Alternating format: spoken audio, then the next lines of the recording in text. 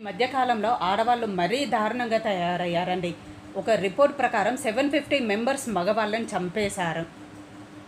ఏం పాడు పనండి అది.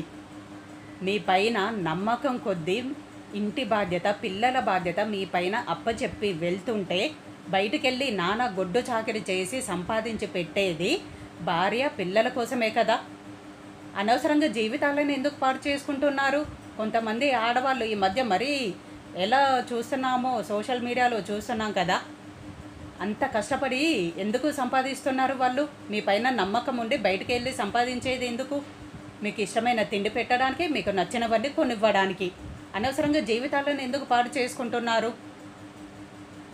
ఒక మంచి కుటుంబ వ్యవస్థ తల్లిపైన తండ్రిపైనే ఉంటుందండి.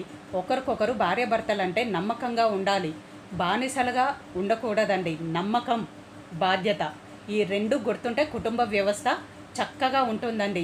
పిల్లలు మిమ్మల్ని చూసి నేర్చుకుంటారు. ఆ కుటుంబ వ్యవస్థ మిగతా సమాజానికి కూడా ఒక ఇన్స్పిరేషన్గా ఉంటుంది. అనవసరంగా లేనిపోని ఆలోచనలు పెట్టుకొని కుటుంబాన్ని పాడు చేసుకోవద్దండి ఎవ్వరు కూడా. ఒక మంచి చక్కటి జీవితం మిమ్మల్ని చూసి మీ పిల్లలు నేర్చుకుంటారు.